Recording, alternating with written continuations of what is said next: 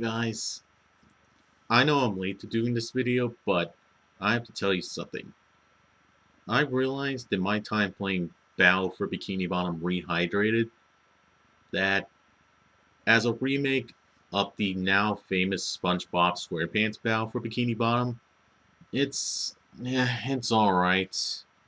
I mean, it's a faithful remake of the game done by Purple Lamp Studios, and as far as Purple Lamp goes, they set out to faithfully recreate what Heavy Iron Studios did almost 2 decades ago, and they succeeded with flying colors. I'll give them credit there. There's no denying that they somehow were able to recapture the magic of the game. But when comparing it to the original, it just feels the same. Like nothing substantial was added outside the multiplayer where you fight in endless waves for like 30 to 40 minutes in order to face off against a giant squid bot.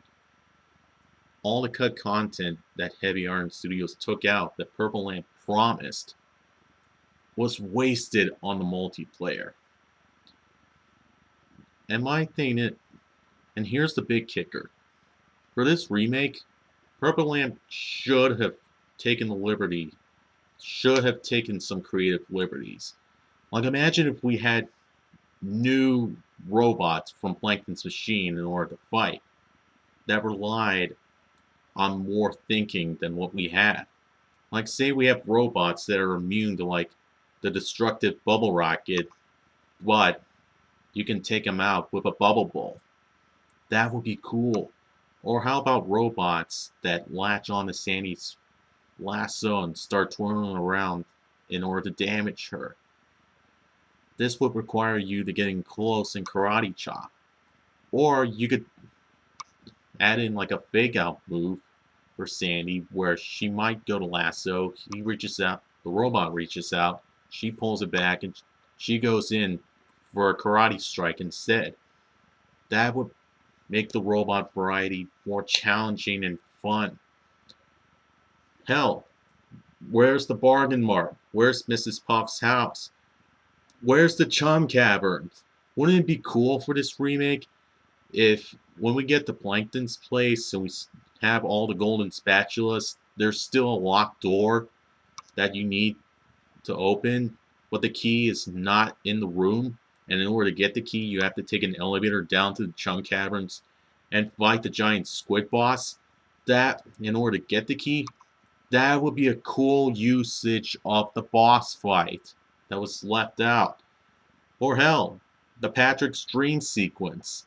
Instead of just having it black screen and then a golden gate with Patrick easily giving you the golden spatula, why not make the level the cut content that we were promised? Why not add that cut content back into the level? Make Patrick traverse through it. That would be cool.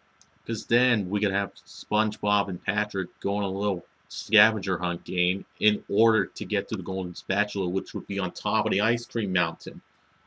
That would be so cool.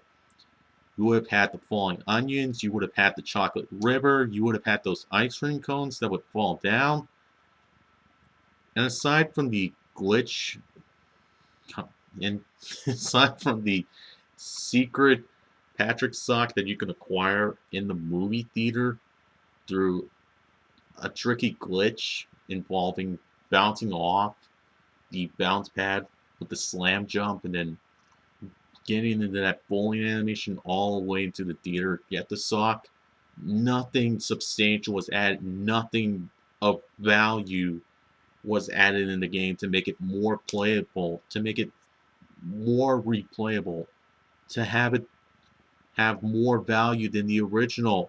Hell, if we have to cut content back in a unique way from what I described, it would supersede the original game and make it obsolete. But when I look at all those 5, 6, and 7s that Rehydrated is getting, I feel like it deserves it. I'm sorry, but either Nickelodeon Studios pressured them to make this a faithful remake, or Purple Lamp just went off the assets and didn't even bother to do anything substantial with them, and it kills me to notice because this could have been a great game, much like the original was almost 2 decades ago, but it's, it fails as a remake. On its own, it stands out quite fine. In fact, it might be one of the best SpongeBob games ever made. But again, this is a remake. They could have done so much more to improve it over the original. But no, they didn't.